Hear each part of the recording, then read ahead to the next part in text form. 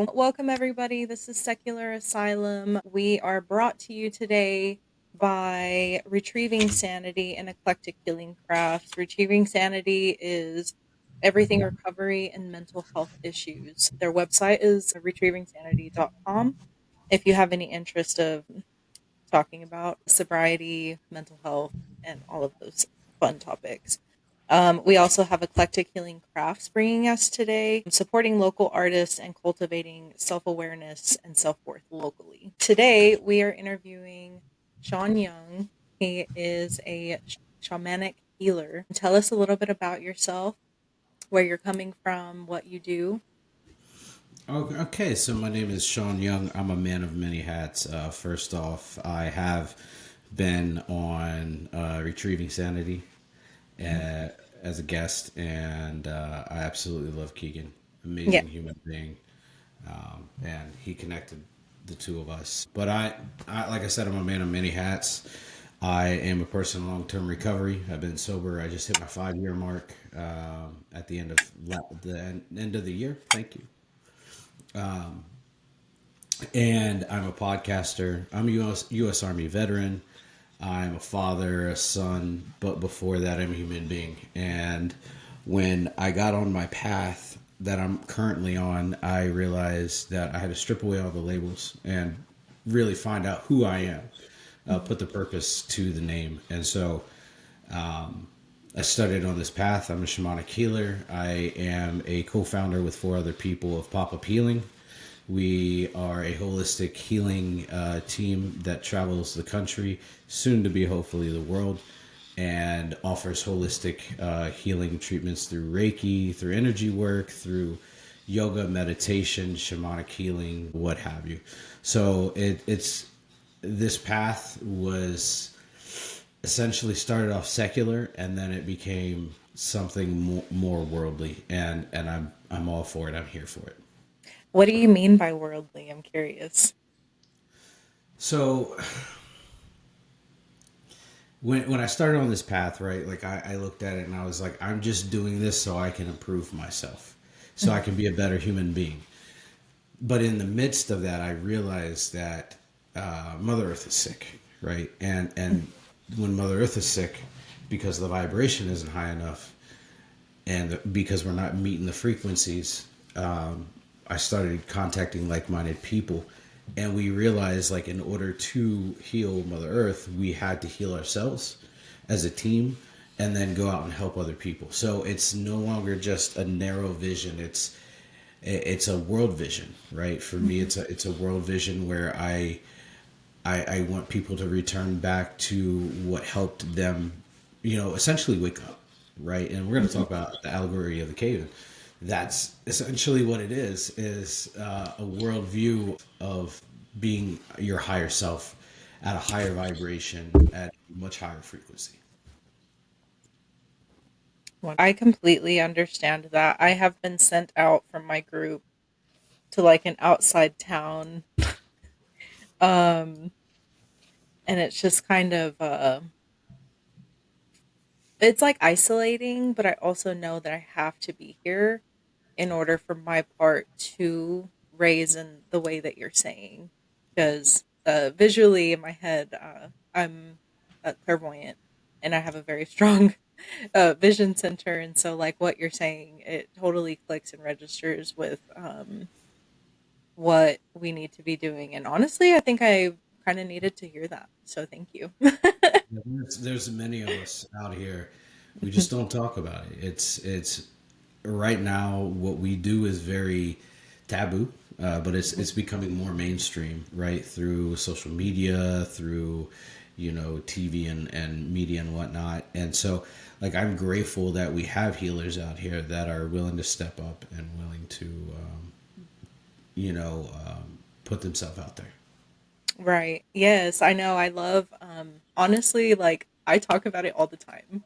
I'm sure the people that I hang out with, I curate my friend group because I won't not talk about it because it's like not that I accept the label as myself because also I'm on the journey of trying to find who I am as a person authentically and not from the trauma, not from the conditioning, not from like the gender assignment kind of things. Like I understand that.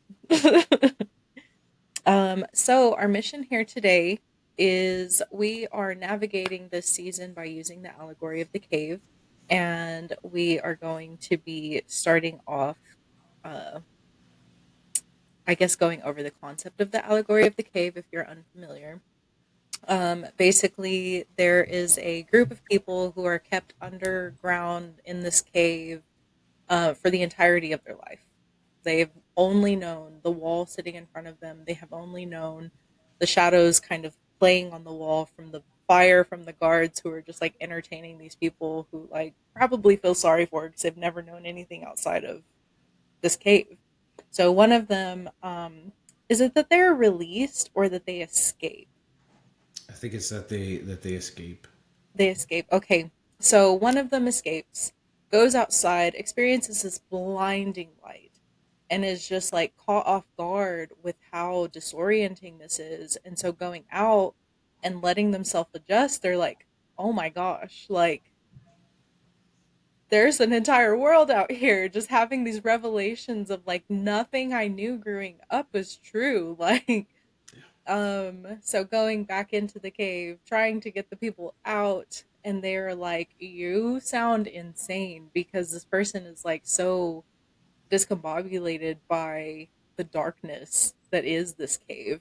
And so going into it, they're like, "Nobody go up there. Sean went out there and he's not sounding right." And so yeah, we're here to talk about what it's like going back into the cave, what our cave is, and all of that stuff. So, um, starting there, Sean, what do you consider to be your cave? Hmm. If there are multiple, that's fine too. Well, that's a broad answer or a broad question for me. That's going to be even more broad answer. It would be the addiction that I live through, right? My cave. I often find myself, not all the time, but I find myself staring at the door, right? Staring at the cave entrance, looking at it and saying, like, I've been there and I could sneak back down there knowing that it's not healthy for me, right? A lot of the mental health struggles that I've worked through, same thing. And once you kind of like, once you dabble in that and you start to give it power and you don't take your power back, then it's like a mudslide, like a landslide. It's going to pull you right back in. And so for me, it was the way I used to live. The way I used to live in addiction, my mental health disorders, the people, places, and things I surrounded myself with that made me sick in the first place. Hmm. So tackling that, I completely understand because I used to love substances that Yeah. were super fun and like made me not care, and got to experience life in a way where I didn't have to care about everybody's like footsteps coming down the hallway, knowing that they were pissed off, or like, wondering if somebody was upset with me. I was just like, I don't care. So, yeah, I understand. What how do I ask that? Sorry, like I have to like translate the images whenever I'm talking. It's a lot of fun and I'm getting really good at it. um, so with looking at the cave, whenever you're like at that foot of temptation, what is like something that pulls you back? The reminder of how far I've come, right? Mm, Because I when we talk about, like, when I talk about mental health and addiction and all that stuff, I often, give people advice or suggestions, and I say, celebrate one victory, whether it's one day clean and sober, whether it's a year, 10 years, right? Celebrate that, mhm, because that is a milestone. It doesn't matter. You made it another day. With mental health, especially depression, sorry for my language, is it's a son of a bitch, right? So like, mhm, so people that are in severe depressive disorders, right?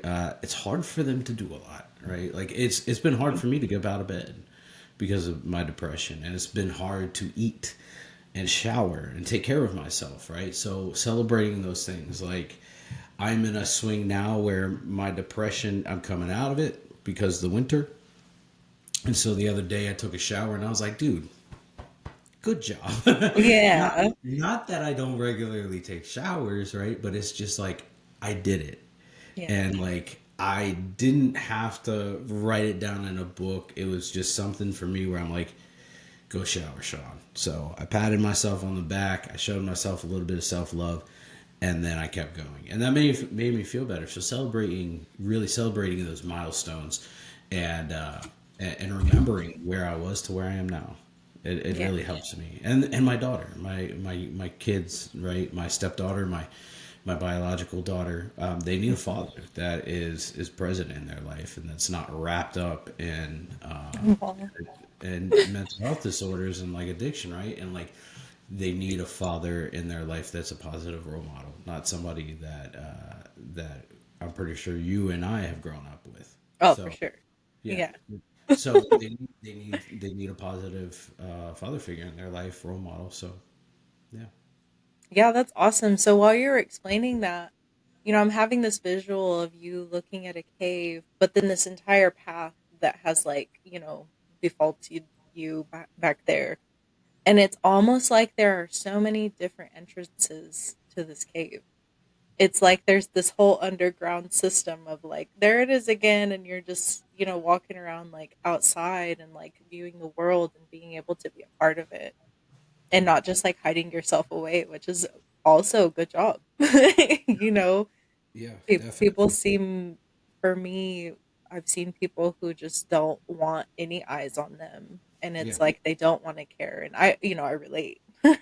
But, yeah, and also with, having our kids and stuff, like I have a daughter and like there's nothing I don't think I wouldn't do for her in aspect to like making myself better. Like my therapist, bless her heart, who she's also one of my clients, wonderful lady. I'll have to like get y'all together on like podcast stuff yeah. because she also has a podcast.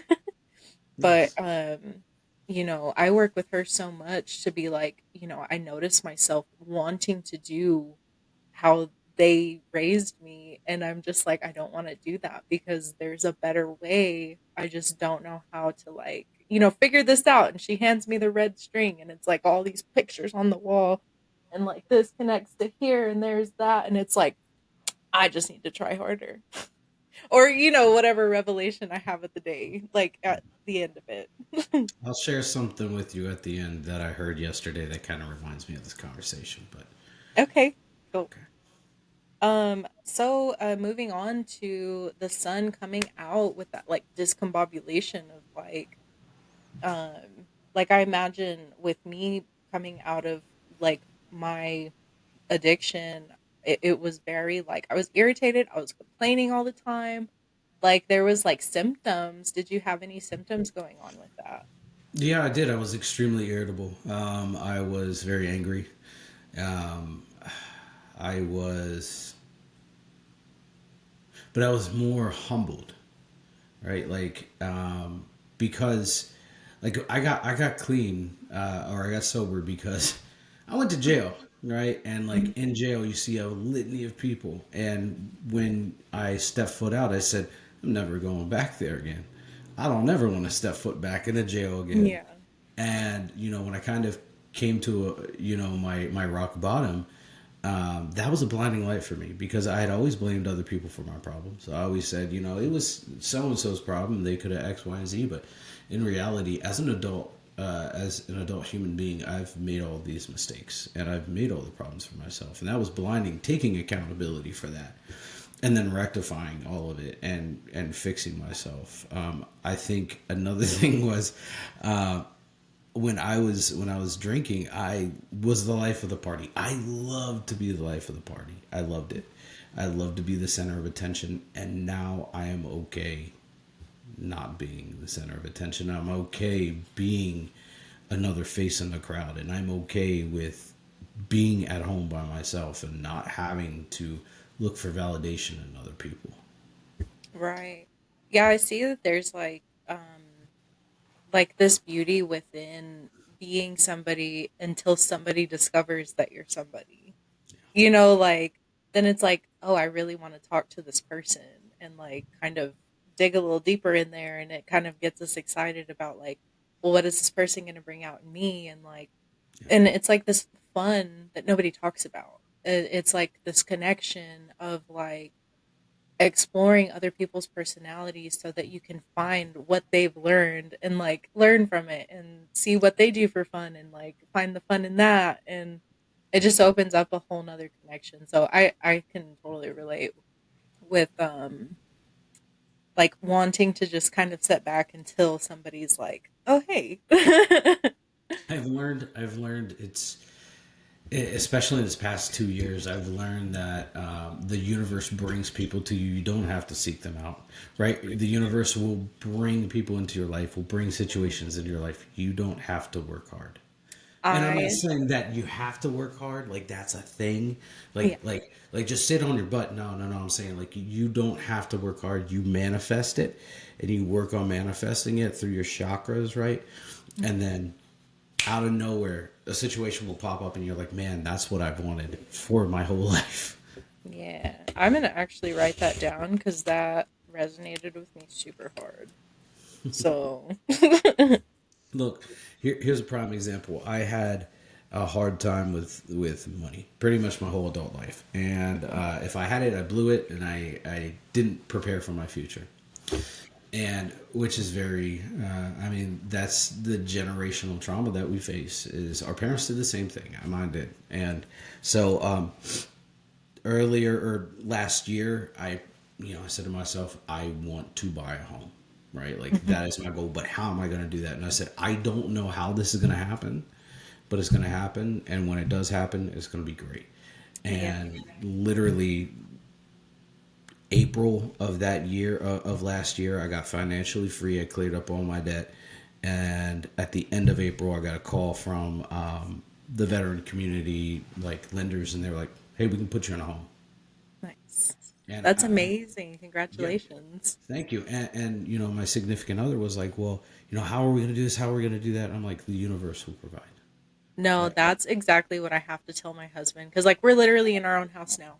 Yeah. Like like and I've been looking at getting a different car, and like he's like, "Well, we can't do that because of this." And I'm just like, "Can you just trust that the universe provides?" Yeah. Like, can you just take a second, take a breath, and please trust because like if you're not feeling it, then I'm going to feel that, and it's going to like cause turbulation, and we just need to Yeah. let it happen. So I relate.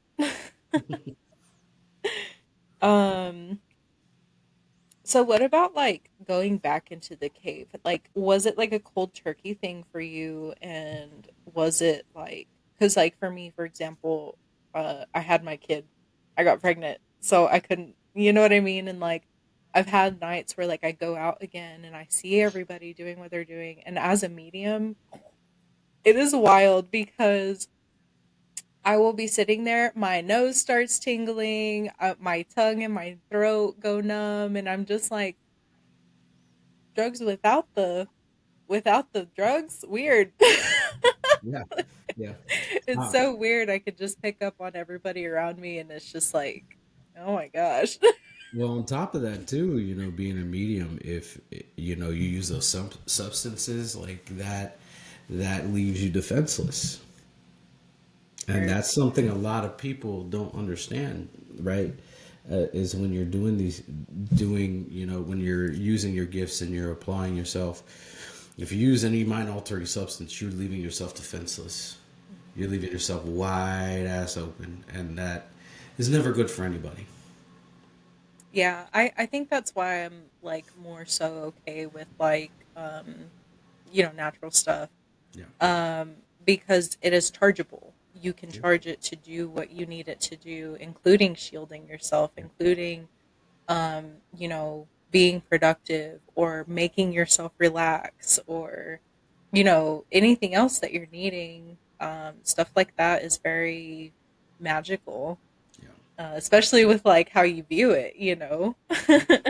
Yeah, yeah, definitely. No, and I agree. I agree. I've had periods in my life where I was sober for 6 months, year, but it never lasted because I never did it for myself. I did it for somebody else. And then when I finally did get sober this last time, and it stuck with me, I went through programs. I literally went through a relentless program for a year, and I went through a treatment court, and I was in 12-step programs, the whole God thing, Yeah. and yeah, and and then I found another 12-step program that wasn't that was more based in Buddhism, and I was like, yes, okay, cool, I can relate with this. And Yeah. then there's a pagan one where there's pagan I've heard group. of that. Yeah, and I'm like, dude, this is awesome, right?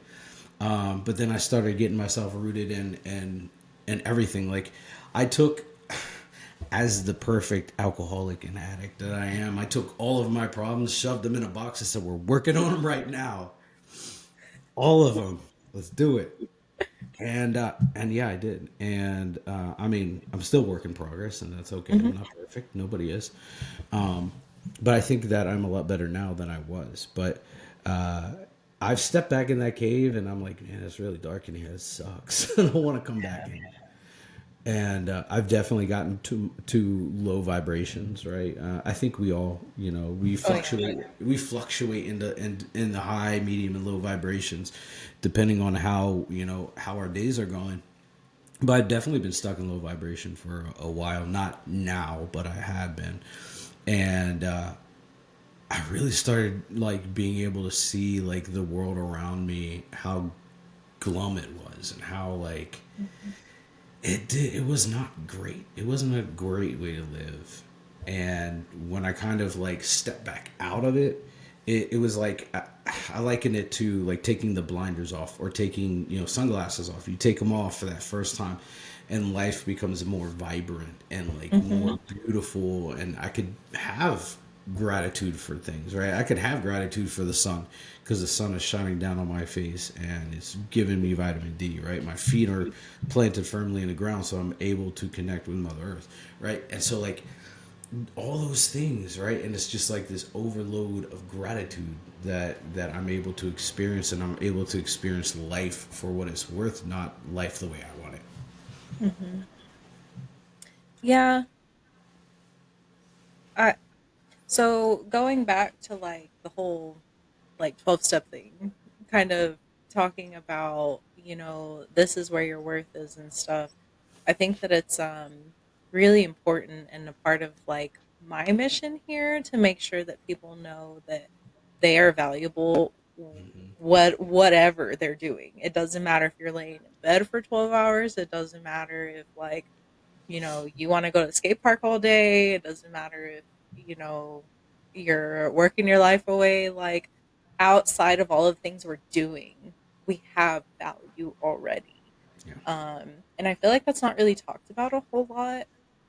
And when it is, it's considered like, oh yeah, you know, like kind of like shoved off, but really it is a wonderful thing to know that you have value whether or not like your parents are around or you know, whether or not you're partying all the time. Like everybody's out here just trying to figure it out and whenever we kind of get sucked into that little vortex of the cave, like I've gotten this image before different natural substance, but like I went on vacation basically. Um, but like there is this like tree and it had these branches coming off of it and they kind of like grew to where it looked like a spiral and there was like these pods and it was like everybody was just partying and having kids. And like that was like what I had seen from like past generations and stuff. It was just like there was just like the mind alteration doing things and then babies happened, like and I was like, "Oh, I don't want that to happen to me." And then it happened to me. I mean, best thing ever though, because all of my gifts hit, Yeah. like right after. Um, so what was one of like your favorite things coming out of addiction into sobriety and like exploring? What was like an activity you really like to explore or anything like that? Rediscovering or discovering, because I never knew, discovering who I was, right? Like as a human being and as a soul. I absolutely loved it, right? Every time something clicked, I was just like, yeah. But one of the things that I really loved to do and discovered to do was go for walks, right? Like Yeah. I didn't realize how awesome walks really are, right? Because you can drive by something 1,000 times and you'll never see it. And then you go on a walk and you're like, oh my goodness, I had no idea this was here. Hmm. And you get to, be in that moment and be present. And you're not rushing to go to the next place. You're literally there. And you're able to be present and you're able to, just live in that moment and take in the sounds, the smell of the air, the taste of the air, the way that the wind blows on your face and through your hair, right? Like I got no hair, but right, like You got a scalp. yeah, I have a And scalp. you have a beard. Yeah, You can I have got hair going, you can have wind going through your beard. I have a great manly mane, and so like um, I get to experience all that, and whether it's the sun is just coming up or it's super hot during the day, or if I'm doing it at night, like I'm able to just be present and in the moment and not rush to go anywhere. And I found that's awesome. I used to love to go to the gym. I hate going to the gym. I hate it, and it's not because I hate working out. I do, but I find myself like trying to be in competition with other people. When I walk, I don't have to be in competition with anybody, Hmm. right? And that's my ego playing into saying like you have to be better. Who am I going to be better than myself when I'm taking a walk? Like, Yeah. yeah, and it's also time for me to reflect and really, I have a lot of revelations when I go on walks. I've had visions when I've gone on walks, especially if I'm listening to music, and so like it's awesome. Yeah. So let me ask you, because I have the image, but whenever you go out for walks, are you like a grass person? Like, are you looking at grass or are you looking at the big stuff? Like, if you were to go to the mountains, are Mhm. you looking at the mushrooms growing down here, or are you like more so paying attention to the mountains? No, no, I love looking at the smaller things. Okay. And it's crazy too because you capture these times and if you're walking like I take my stepdaughter out with me sometimes. Hmm. She's 7 and she'll stop and like smell the flowers and stuff, and I would be like, come on, we gotta go, we have a mission to do, right? Like we gotta walk up to this, the Civil War cemetery, and then we're turning back around. And one time when she did that, didn't I didn't say anything, and I just watched. And the simplicity of smelling a flower, stopping to smell the flower, right, and taking that moment to take it all in was revolutionary to me because I was like, I have been trying to tell this child, let's go, and all I've had to do was give her that moment. Right. I completely relate with, I saw this video one time and it was like, your house might be a mess, but it's also somebody's childhood. Yeah, And I was just like, oh my gosh, like you're so right.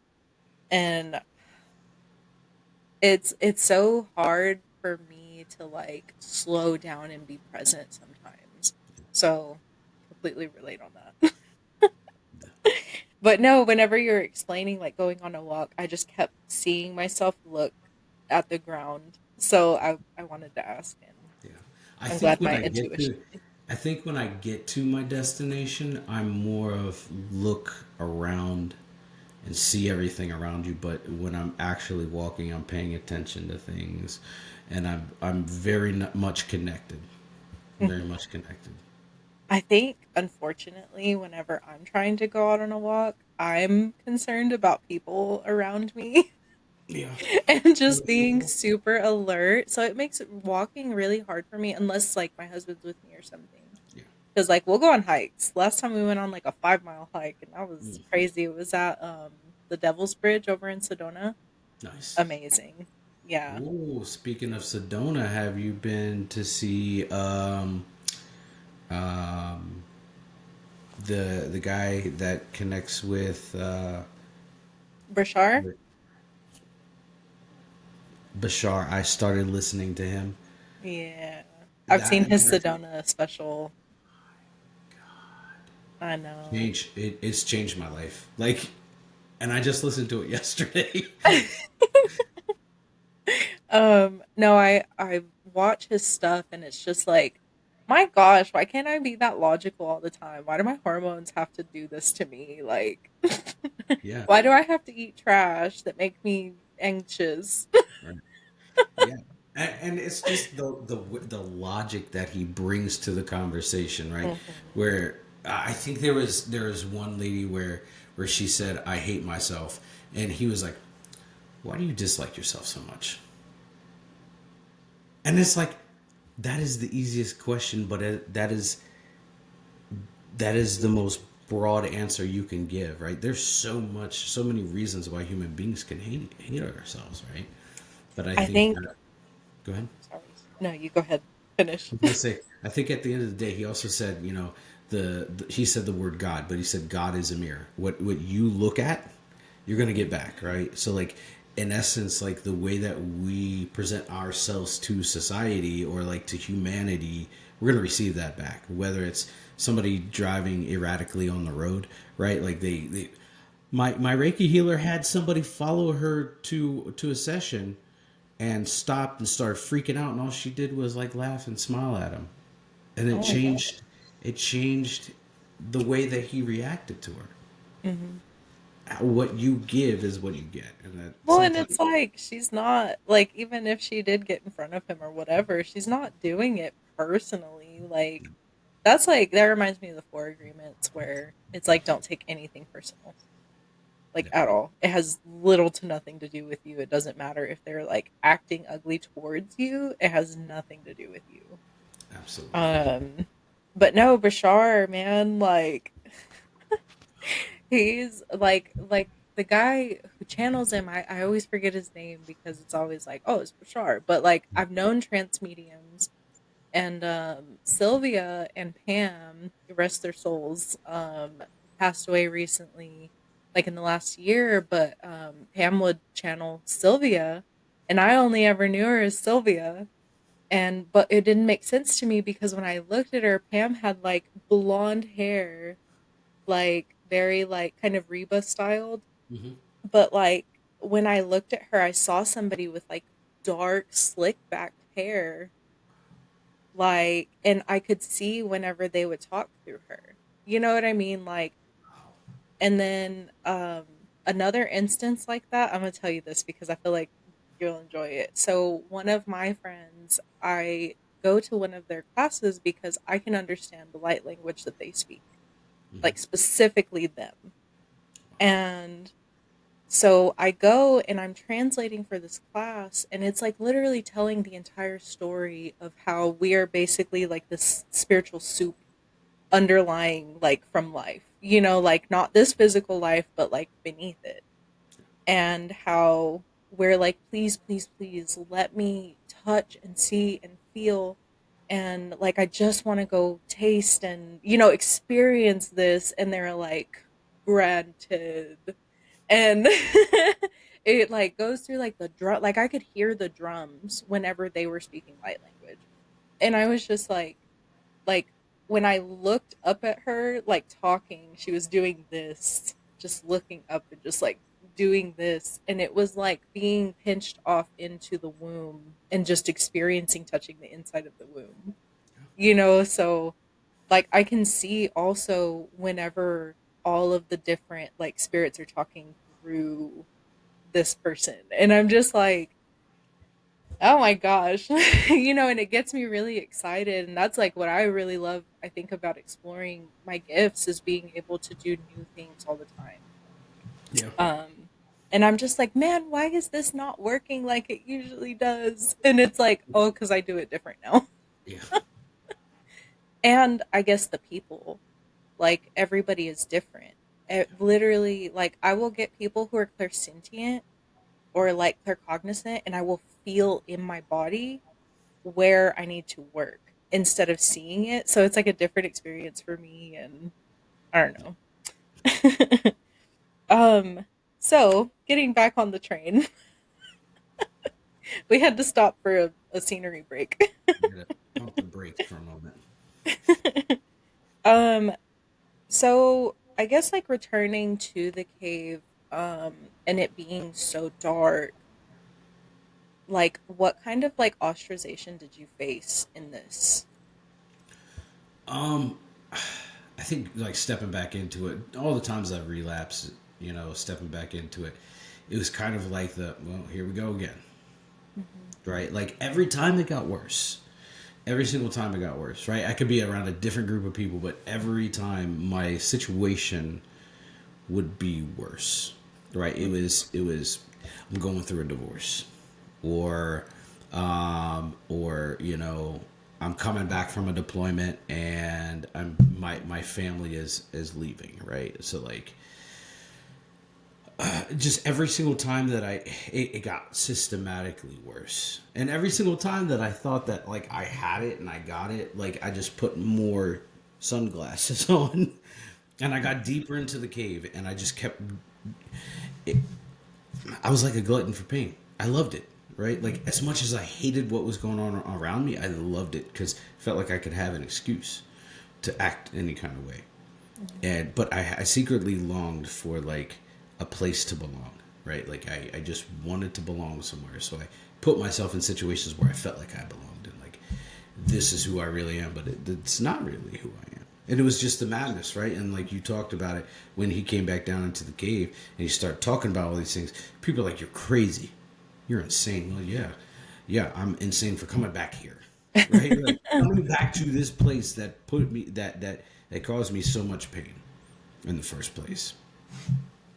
I mean, it's like that song. It's like you can be addicted to a certain kind of sadness.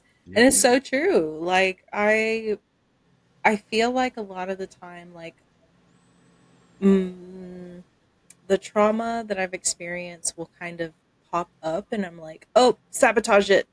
Get away from it. Just get out of here." But like, through working on the PTSD and working on like the healing of my chakras and like Yeah. going through it makes it easier, but then like I'm just like, it sounds real good, some hot Cheetos. It's gonna hurt my stomach real bad.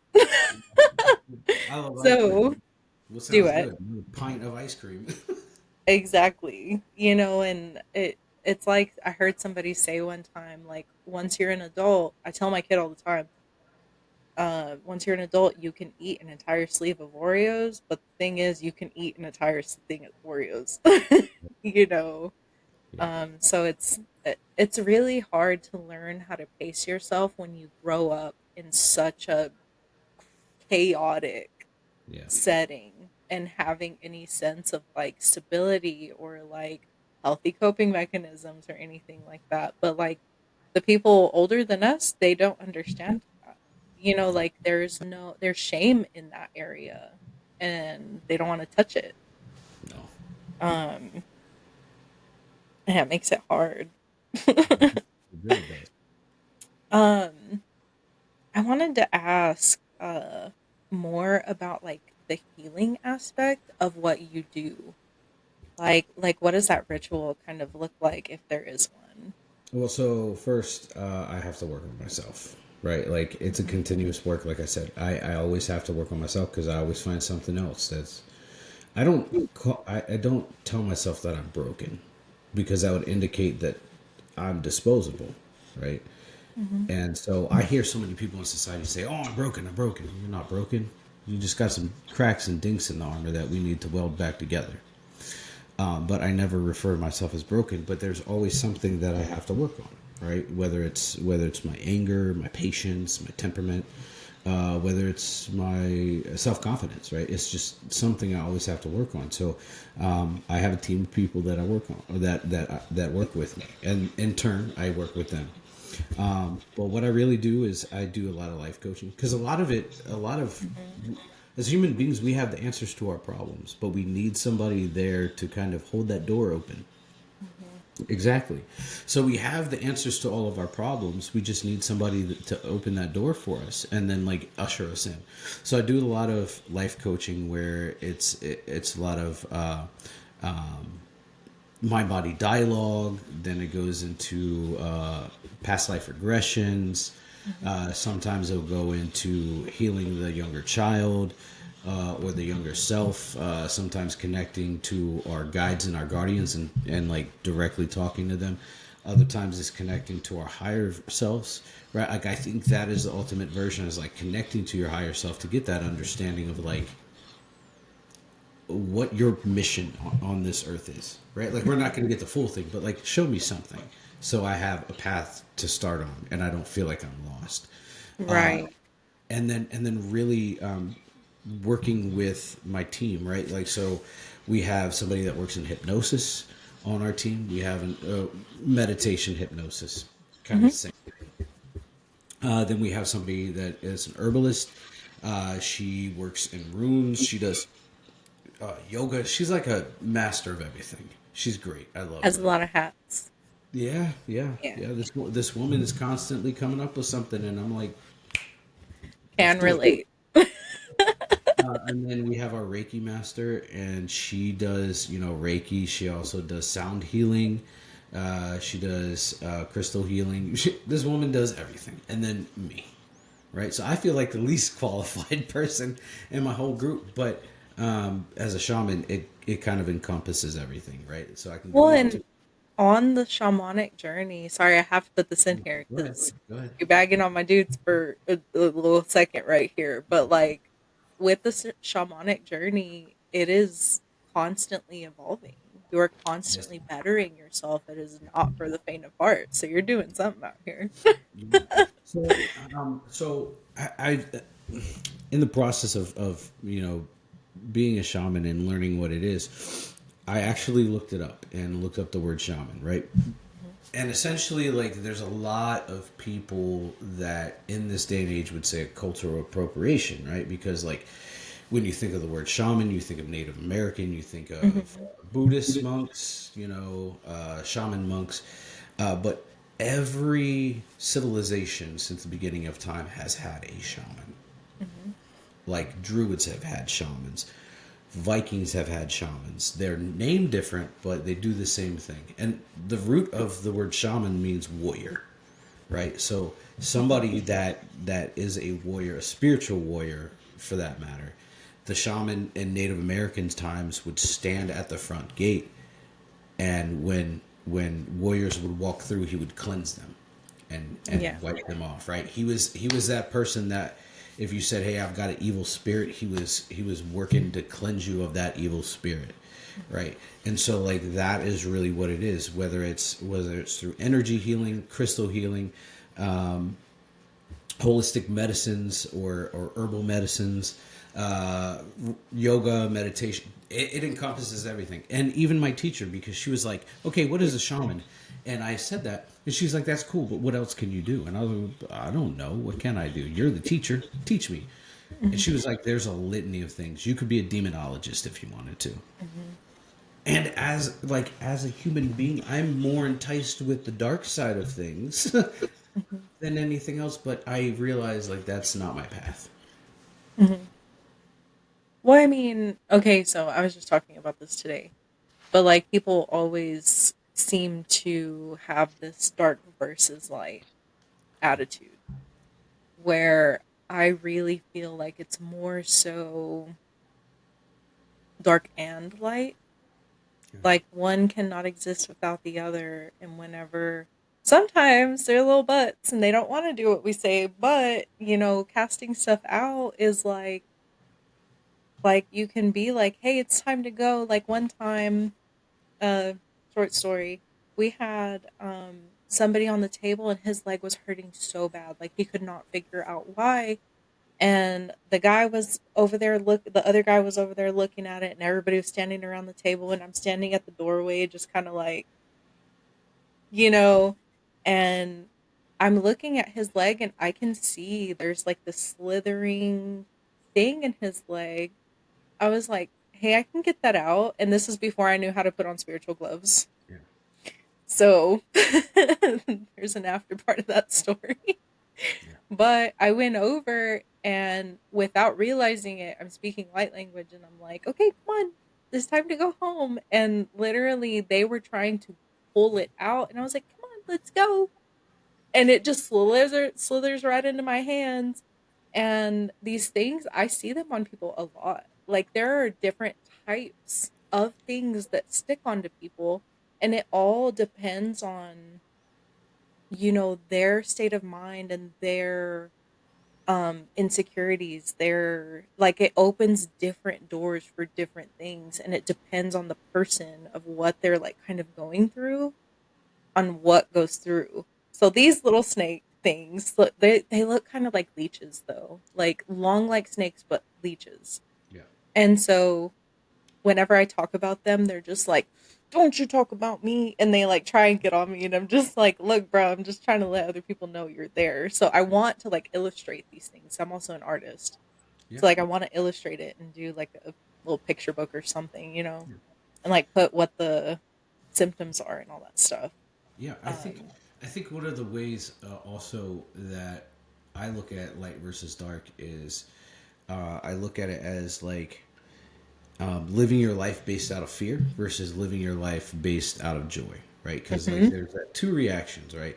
When you're living your life with intent and you're intentionally based on things, right? Like you reap what you sow, right? So mhm, like you put it down, you fertilize it, and it comes to fruition. But that's also the same thing with the dark side, or you're fear based, right?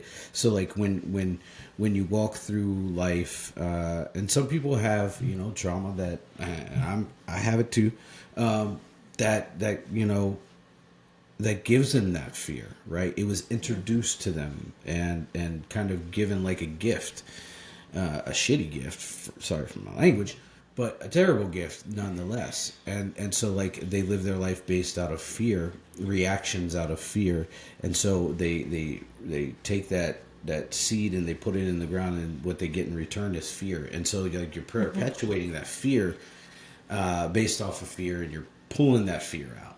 It's just mhm. it's a cycle of No, I trauma. got that gift. Yeah. I Hey, was me part too. of that club. Me too. Me too.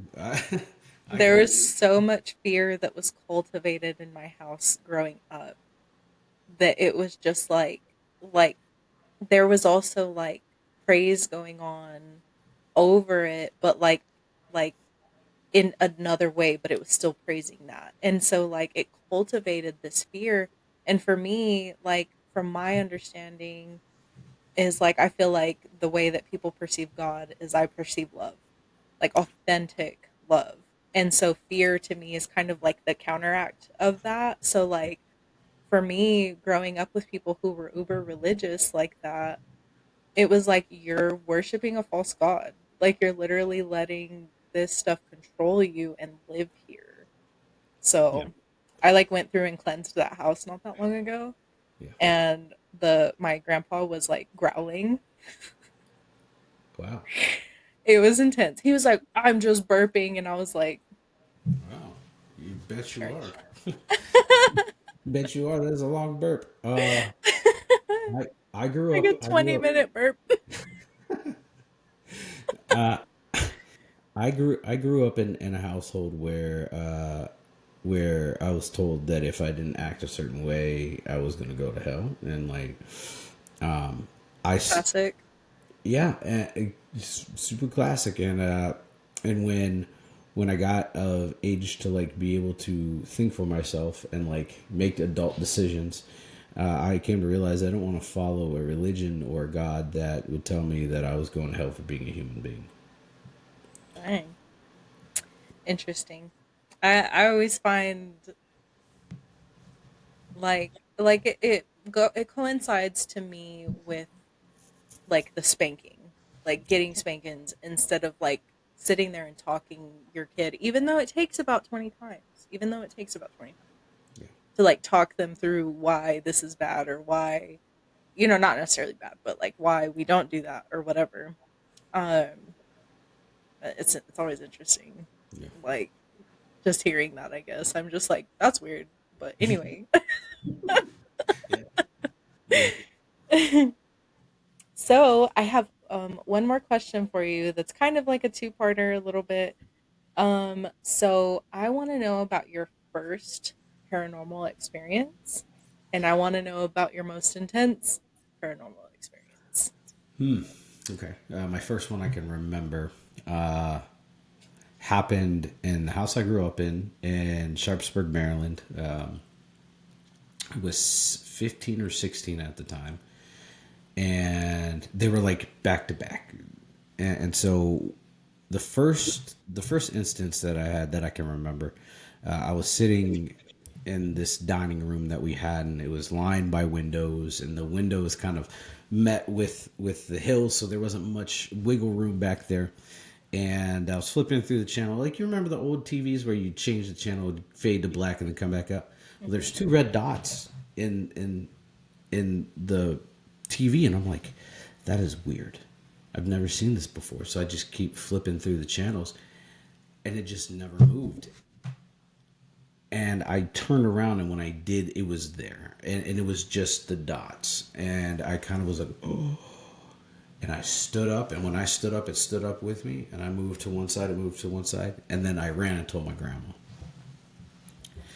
The very next night, it was in the middle of summer, and the very next night, I slept in the basement, which is another reason why I hate basements. But I had these French doors, right, that you hook from the inside.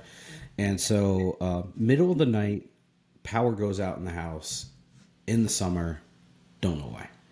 No rain, no nothing. I could just hear the house shutting down. It was like, pew. My sister comes to the top of the stairs and she's like, Sean, I'm scared. Can I come down until the power comes back on? I was like, yeah, sure. She runs downstairs and I could hear a second set of footsteps behind her. And I open the door up, slam it, lock it, and the door just rattles for a minute. And I couldn't move. I was terrified. But my most terrifying, I guess, would have to be in Afghanistan during one of my deployments. Me and my buddy were dabbling in things that we shouldn't have messed around with. But we went on what he described as a spirit walk, and is pretty much letting your spirit guide you where you need to go. Hmm. And we heard some cool things, like I dropped a water bottle on the ground. I was carrying like a regular water bottle like this, and slipped out of my hands, and it just went, like it was on rocks too. So it just went boom, hit the ground and stopped. And I was like, what the? And I grabbed it and tossed it, and it was like it hit something and then slid down. And I wasn't scared by that. But then we got to this area that had a bunch of containers. And there was a road that was leading up to it. And my buddy and I were walking.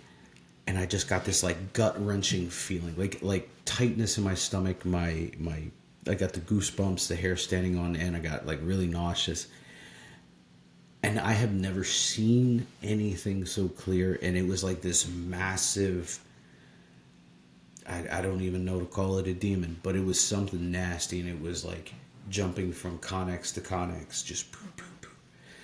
And my buddy looked at me. He's like, "We gotta go now. This is not good." He And said, "Spirit walk over. We're yeah, leaving." and he was like, literally, shut it down then.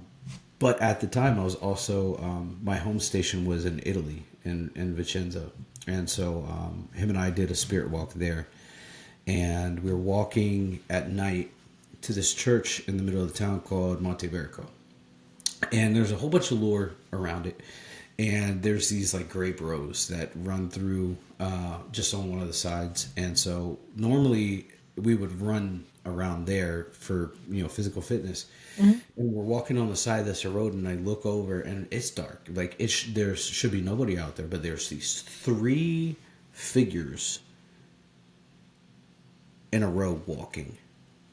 And I'm like, George, what is that? And he looks and he's like, you don't want to know. And I'm like, I do. And he was like, there was witch trials here, and those are witches that are being taken, you know, Yeah. spirit.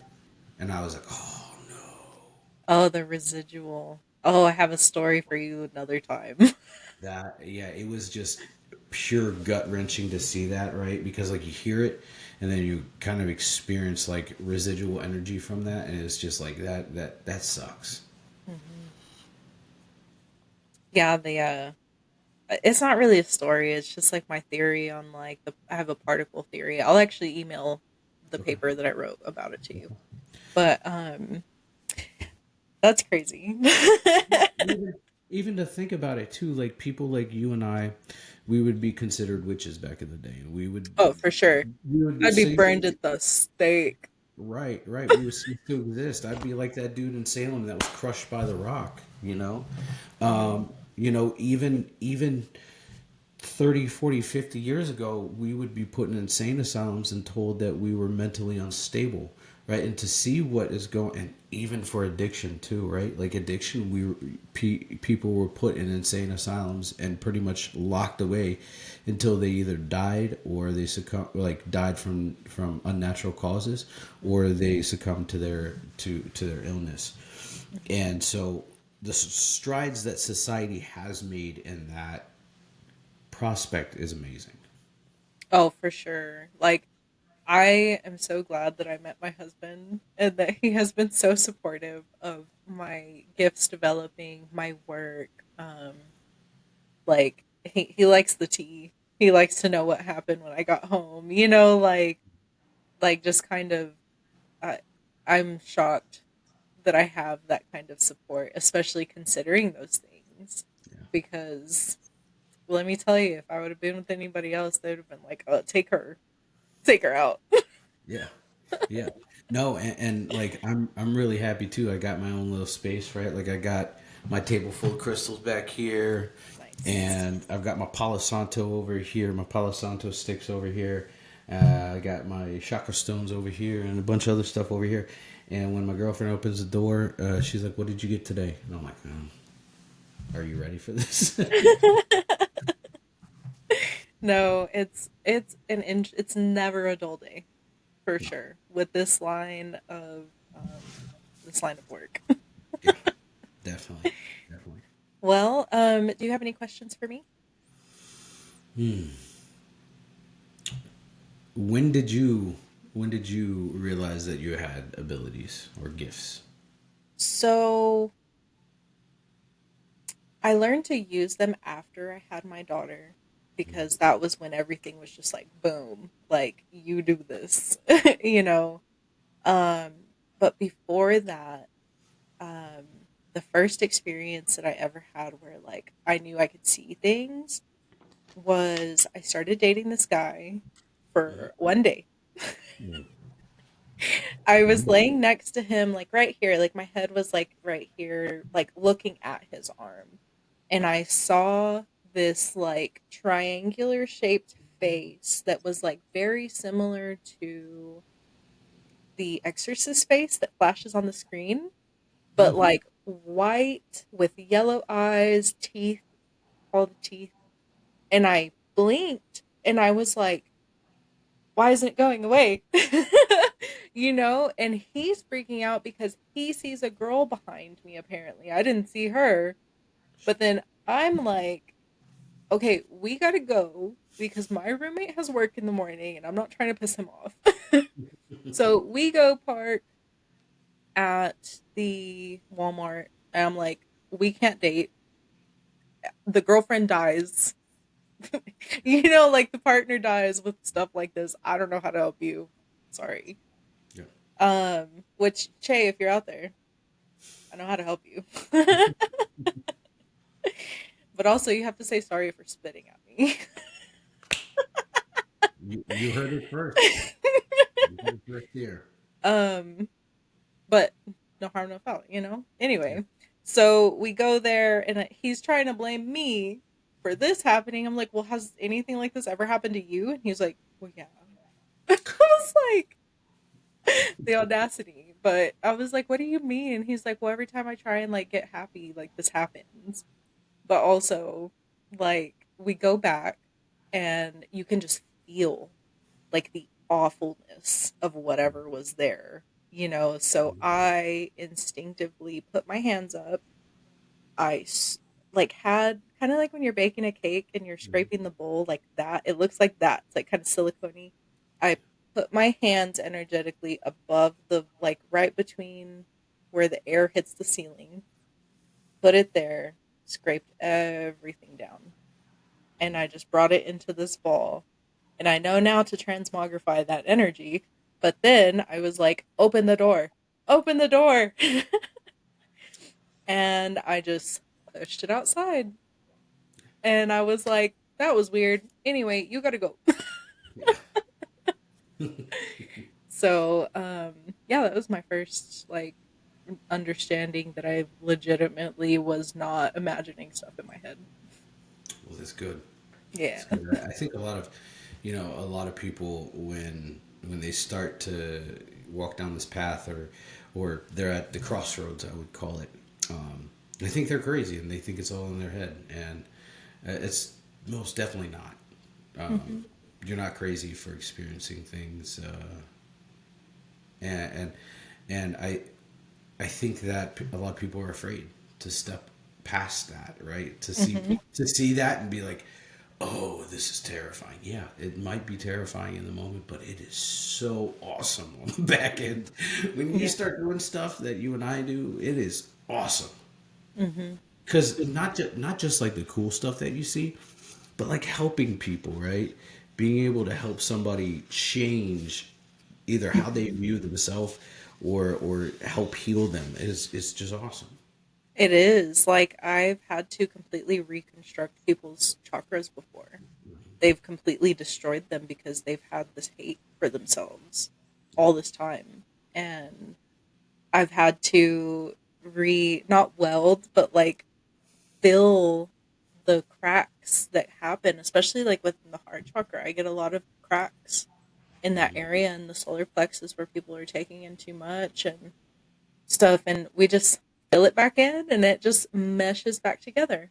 It's like brand new. And you were talking about bringing them inside, or like I forget how you worded it exactly, but like I have clients that are like right here to the problems in their life, and I'm just like, okay. And they're like, oh, this is a picture. Yeah, So kind of bringing people back and letting them view what's actually going on with themselves and laying out what their options are in front of them, so it's not so daunting. Like they have the next couple of steps to like take, and whether they do it or not, that's completely up to them. Just like it's completely up to us to like actually get in, roll our sleeves up, do the work. yeah, absolutely. But man, it has been amazing getting to talk to you. I love talking about all this kind of stuff. I'm very passionate about it. I love talking to people about their passions, um, and kind of getting their side of where they're at. Do you have any like shout outs, any websites, any Yeah. podcasts?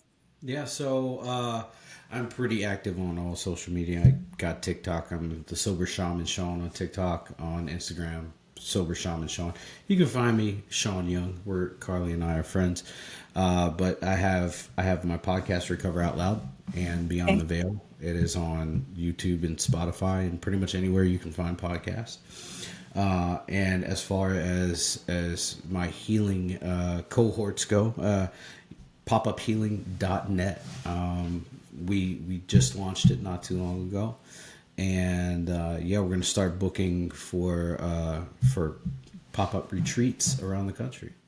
Hey, if y'all come to the Panhandle, I have a place where we can kind of get together with the guy who I rent my office from and Mhm. see if we can do a pop up like that. Yeah, Because Healing Hands does amazing work, and we're all very gifted Reiki practitioners. So, absolutely, yeah. absolutely.